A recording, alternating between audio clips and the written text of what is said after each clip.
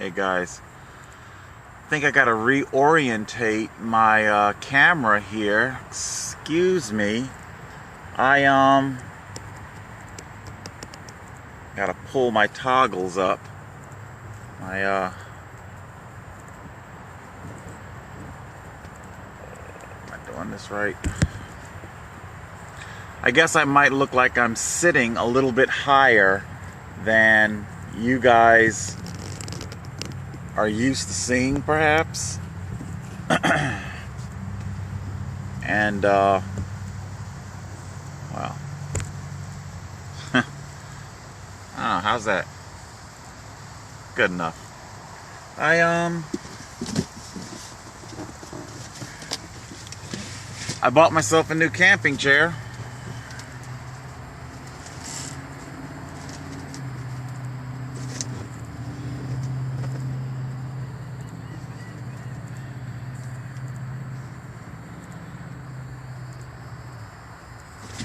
New camping chair.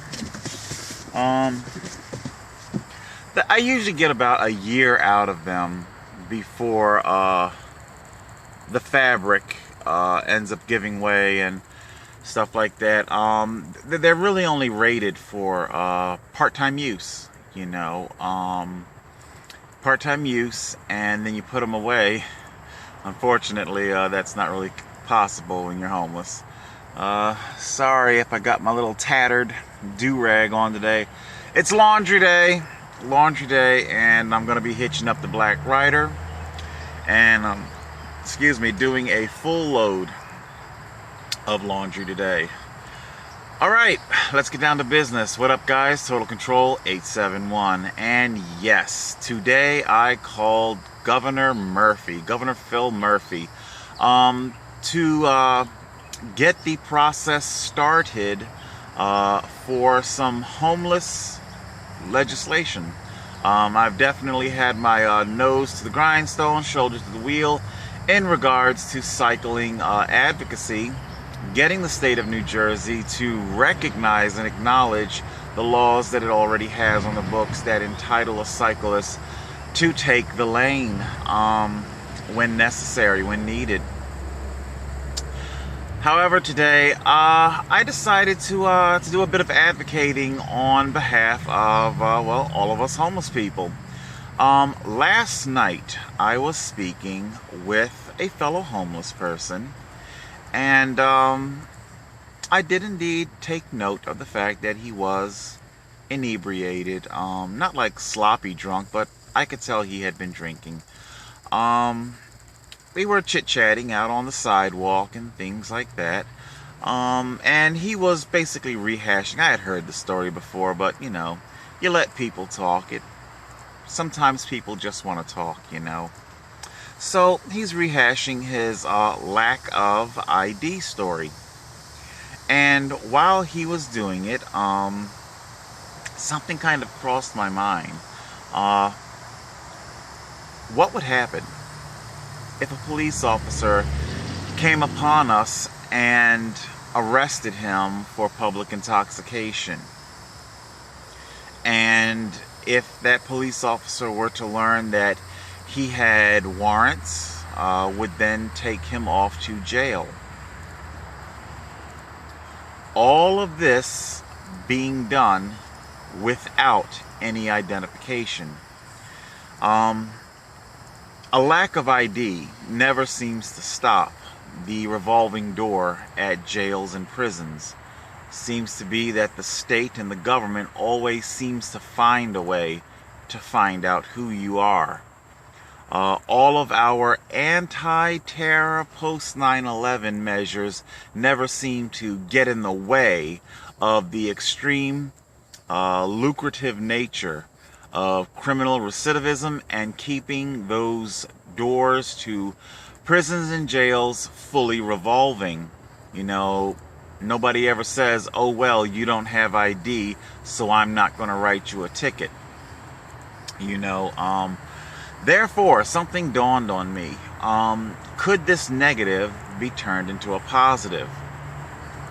I would like to see every last single homeless person who presumably has been in the system in some fashion or another.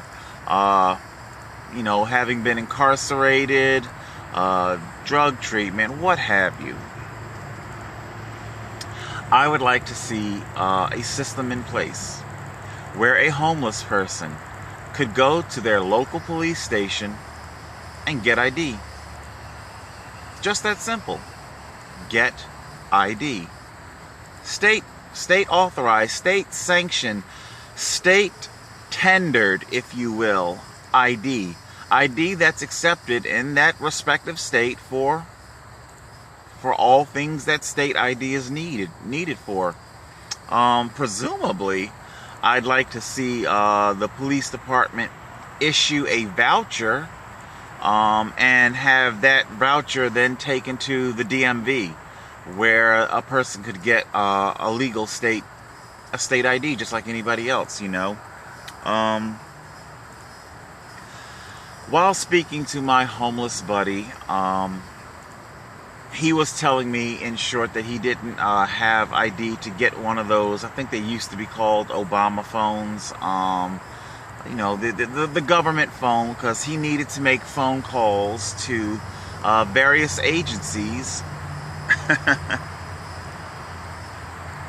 No lie. One of the agencies that he wanted to contact, and he was asking if he could use my phone. He wanted to use my phone to telephone Jewish Family Services.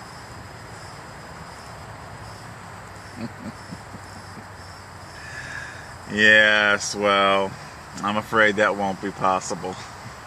Could you imagine my phone number, my name popping up on their caller ID? Oh my God, there would be shit for days. Anyway, like I said, it got my wheels to turning that if police can descend upon us homeless, write citations, or even arrest us all without one stitch of ID, well then guess what? The police can also do things to help homeless, okay? And this is something that doesn't involve a whole bunch of money. It seems like there are a lot of homeless services out there that require ID. And even a mailing address, or at the very least, a mailbox. I have my rented mailbox, and unfortunately this isn't always available to other homeless. So what I did today was that I telephoned the governor's office, and I basically pitched them the idea that I just told you. I was then pointed in the area of my local assemblyman, Vincent Mazzio. I am familiar with him. I believe he has a supermarket. I don't know if he's a chain or not, but the Mazzio family supermarket, I think it's out there in Newfield, something like that. Anyway, I have seen his name on the ballot, a number of times.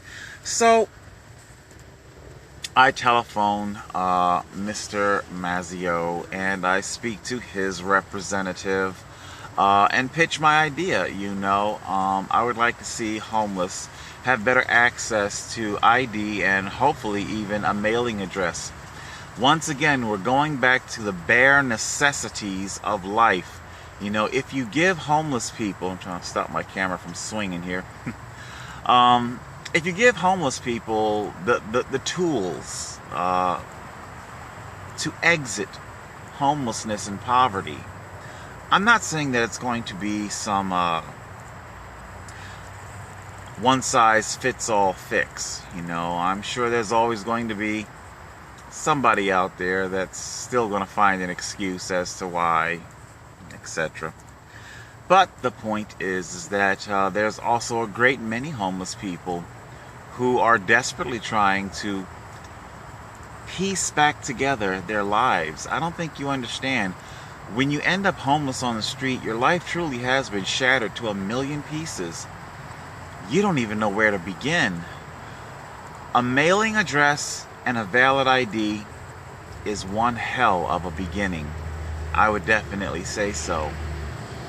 the only real excuse you could ever possibly have about denying homeless people this is because you want to keep those revolving doors spinning in a jail and in a prison. I don't know. Who owns the jails? Who owns the prison? Who's making financial contributions to re-election campaigns?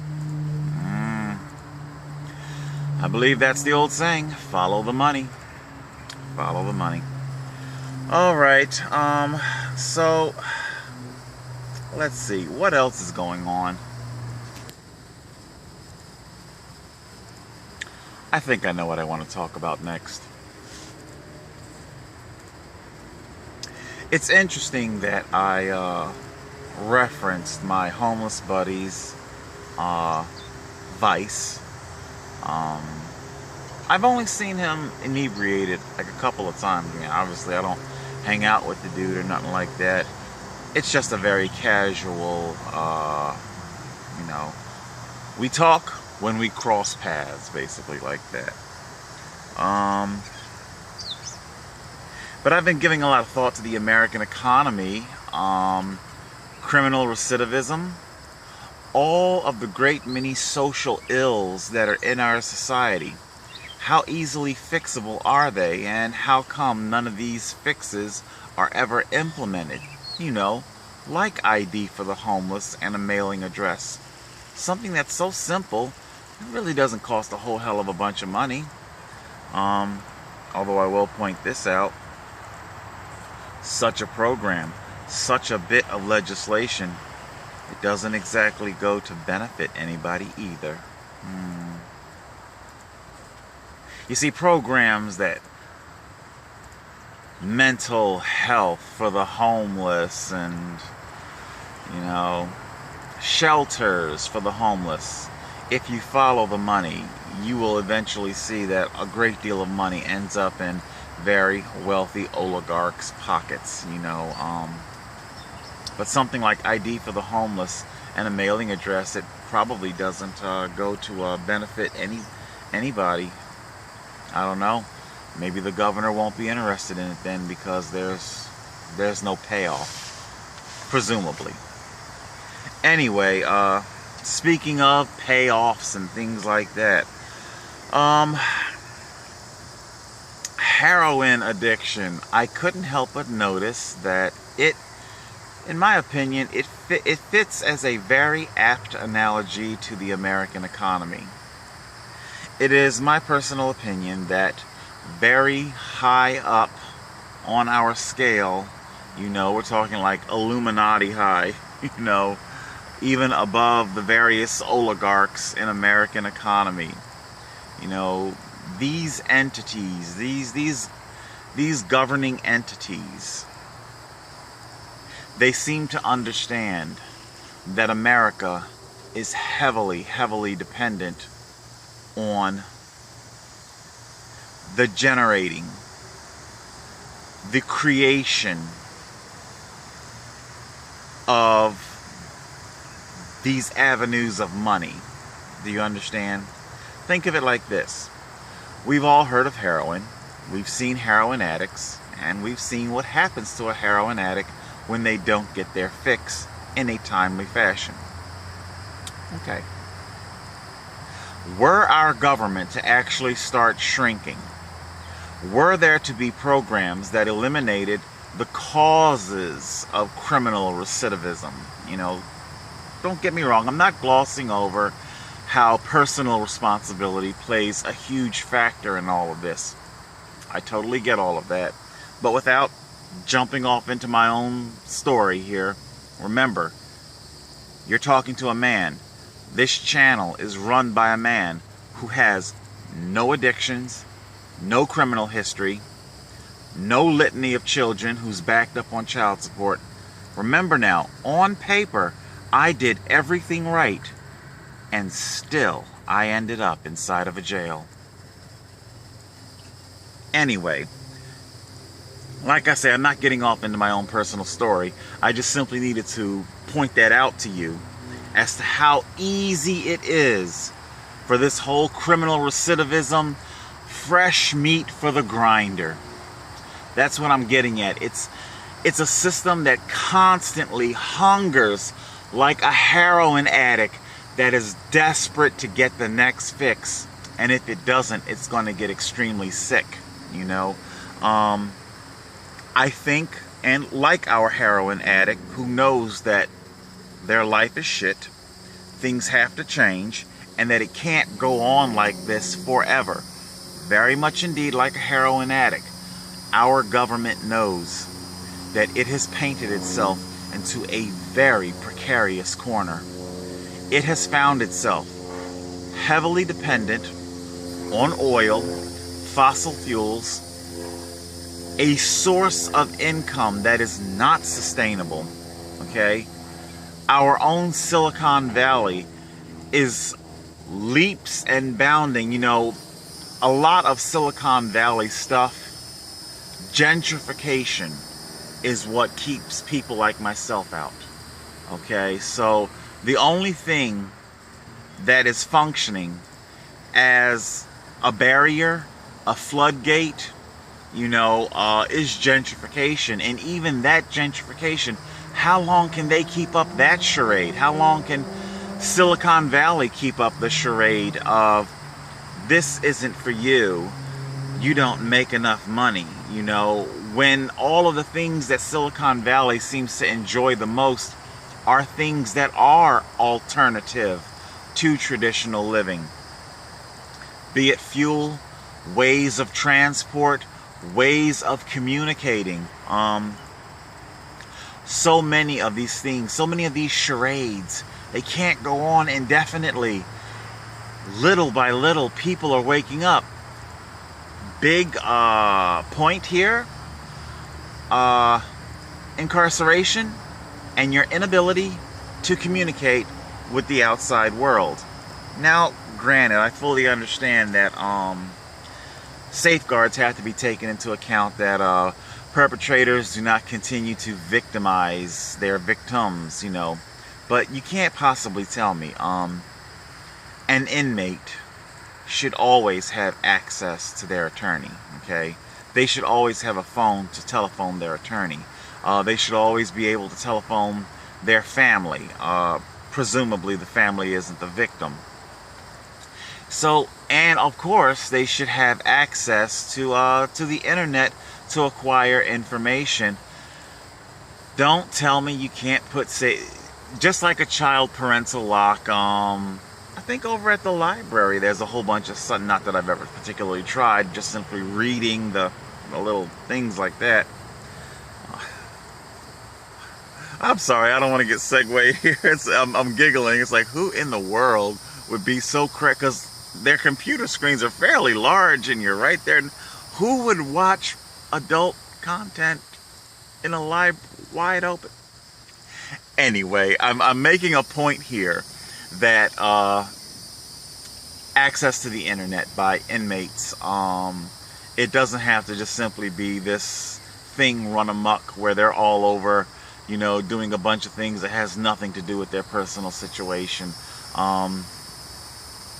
This kind of blockade to communication, it leads to extremely lengthy jail stays. And I say stays, not sentences. People who haven't been found guilty of anything yet. Okay? So much of life. It's a massive charade. I have been living in this particular tent for a few months now. The point that I'm trying to make here is that the construction of homes, it doesn't have to be this massively elaborate, expensive thing. There are alternative forms of living. They're all over the internet, all over YouTube. Again, a lot of these alternative forms of living are highly gentrified. Who's behind this gentrification? I myself am not entirely sure. it's just simply, is it just simply a system where somebody, the makers of tiny homes and other things, they're looking to cash in? These are the type of people who are interested in our product, and they just so happen to make this amount of money. Therefore, I'm going to charge you, 5 times what the product is actually worth. I mean, I get it. Everybody wants to make a profit. Nothing wrong with that. Capitalism is just fine. But when the shit runs crazy amok, okay, that's when things spiral out of control. And yes, going back to our point here of our analogy of heroin addiction, it's true. A lot of that run amok capitalism has led to America's financial, shall we call it,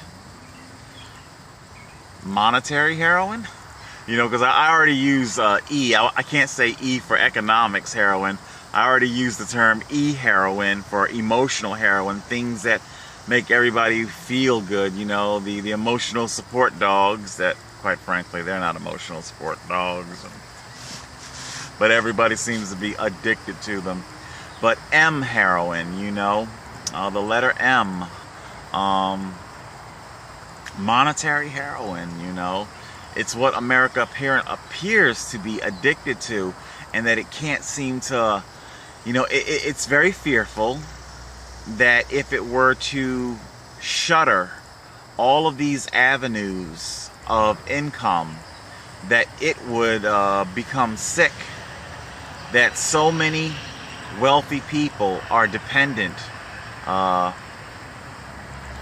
charging fantastic amounts of money. So put it like this, with the gentrification of alternative ways of living, we see a brand new receptor being made, because if we're using our opioid analogy, so you got your opioid, and the opioid locks into a receptor, okay? And that receptor, and what happens, in case you don't know, it's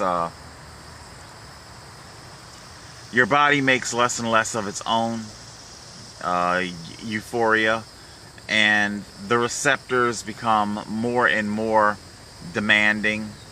So here we had this newborn receptor, and the longer you continue to pump unfathomable amounts of money into alternative living modes, then you're going to become dependent upon that, So when the budgets are quantified, fiscal budgets are quantified, just like how the public education system, that shit ran amok way long ago, decades and decades and decades ago, like 100-some years ago, where every year we hear about all these hundreds and hundreds of millions of dollars, like $1 billion fucking dollars being pumped into the public education. Okay, I spent a couple of years in public education. I'm sorry, I don't see where the money is being spent. Okay, the money, again, going back to our saying, follow the money. What time have we got here? 23 minutes. Okay, I gotta wrap up. The money, misappropriation. I'll have to leave it at that. Follow the money, misappropriation. Gentrification is playing a part in America's monetary addiction. America has painted itself into a very precarious corner. America wants to get out of being so heavily dependent on all these bullshit avenues of money. It's so woesome. It's so America's government is fraught with regret. Just like the heroin addict must question themselves every fucking day. Why did I ever take that first pill? Why did I ever do this? Why did I... America itself is also saying to itself, oh my God, why didn't I stop big oil 70, 80 years ago, from being the thing that it is? Not saying that fossil fuels never had their place in society, but why did it become this gigantic thing where so much is dependent upon it? Meaning, remember how I said Big Electric is going to be lobbying Congress to raise their rates, and believe me, they will. Our summer, it's still, we get our hot days. We get our hot, steamy, humid days. Yes, we do. But overall, the trend of 2018 summer is definitely cooler than the average, and the power company is already noting this, and they're already taking measures and steps to fill in the void. And the blackmail that they do is, well, this is the blackmail that the lobbyist does to Congress. You'll either give us the authorization to raise our rates so that we can remain so bloated, okay, or we're going to eliminate jobs. One or the other, okay?